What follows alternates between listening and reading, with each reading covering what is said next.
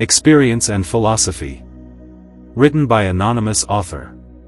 Have you not heard, you princes great, you lords and ladies all, of the mishap and heavy chance that lately did befall? A woeful tale to tell. Who could express it well? Oh, that some learned poet had been with me to see what I have seen, or else some other standing by, who well could write a tragedy of lasting fame and memory. For not since first the world began, such cry, such clamour as was then, was ever heard by mortal man. Experience, that princess great, I saw her on her throne of glory, where her majesty delights to sit upon, and waiting by her side a blessed company of virgins pure, who, as I guess, were children to that great goddess. Their princely port, their comely grace, their peerless-featured hand and face, showed them of noble race, but of their prudent skill to tell, in arts wherein they did excel, no earthly tongue can do it well. And as I gazed upon that strange and dreadful sight, I saw how experience did teach these ladies right the 7 arts divine, with decent discipline, by diverse rules and orders grave, as she thought good for them to have. But, oh, to see how diligent and busily their time they spent, to learn those arts most excellent, the endless travels that they took, from place to place, from book to book. It amazed me only to look, for some in diverse languages did reason and dispute, and others sang and played on organ, harp, and flute, and some with compasses found all measures, square and round, and some by ciphering could tell infinite sums and numbers well, and some, with eloquence, began, as poets, orators, to scan the causes between man and man, and some upon the stars did gaze, and others sat, as in a maze, to judge what secrets there was, so that nothing created under the firmament, that has a being or a life by any element, no simple nor compound, in all the world is found, under the sky or clouds that fly, but they sought out its secrecy. This rocky earth, this heavy mass, this Arctic virgin, would not pass unsearched for what therein there was. They pressed themselves with all their might into the center of the night, where sundry souls and spirits sleep. This matter experience then prudently did debate, with cheerful look and voice full mild, befitting well her state. And soon she did decree of her benignity, not for their sundry pains I take, but only for her glory's sake, that all these ladies, row by row, should further of her secrets know, that from her majesty do grow. Whereon to council called she a lady grave of great degree, whose name was Philosophy. And after their discourse and talk, that lady fell down flat on hands and knees before the Queen in heaven where she sat, and looking on her face, she said unto her grace, Blessed be you, Experience. Full mighty is your influence. Your wondrous works record full well, in world of worlds wherein you dwell, in earth, in heaven, and in hell, that you are now the very same, who out of nothing all things framed. Wherefore be blessed now your name, wherewith the heavens opened, and fiery flames did fall down from the throne of endless joy and seat imperial, where angels infinite, like glistening stars, did sit. So pure and simple was the light, as if the world had burned bright.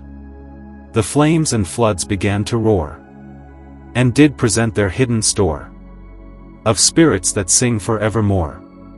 All glory and magnificence, all humble thanks and reverence, be given to Experience.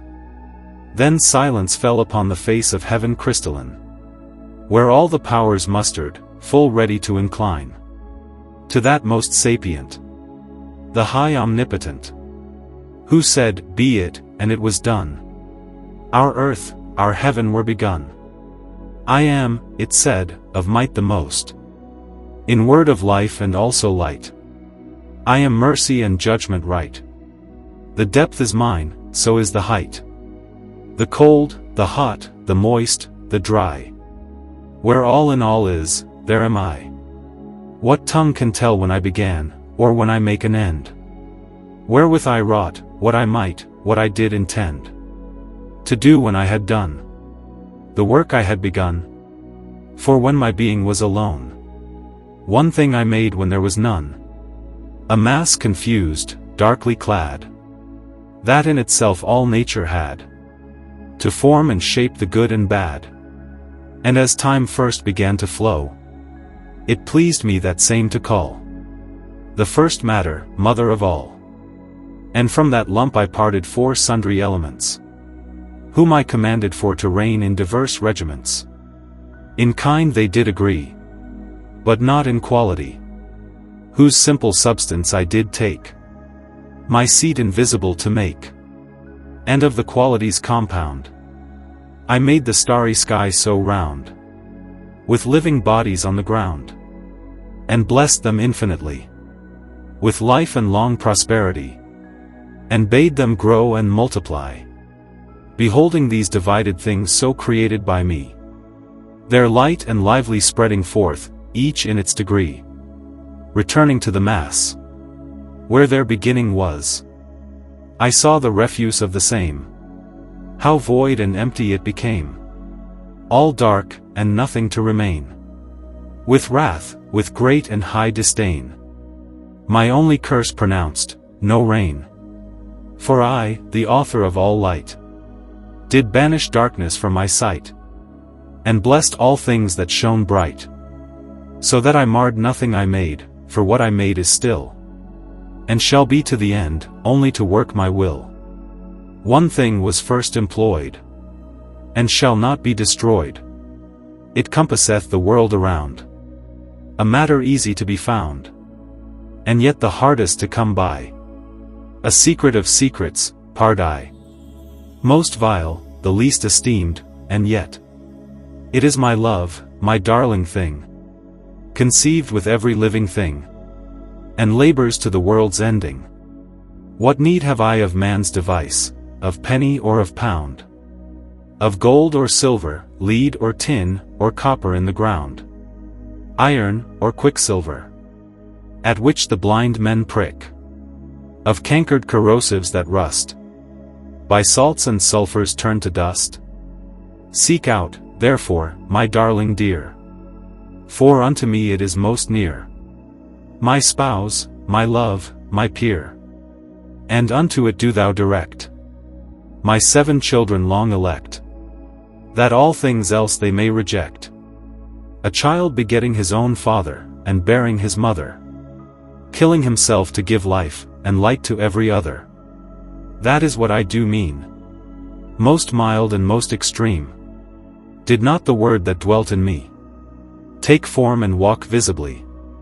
And did not I then dwell in it, that dwelt in me, to unite 3 powers in one seat to sit? And then experience did say, now know you all, here lies the key. And so she vanished clean away. Therewith arose philosophy, as one filled full of grace, whose looks showed she had been in some heavenly place. For oft she wiped her eyes, and oft she bowed her knees, and oft she kissed the steps with dread, whereon experience had tread. And oft she cast her head on high, and oft full low she cast her eye, experience again to spy. But when she saw that she was gone, and that herself was left alone, I never heard such grievous moan. Finish.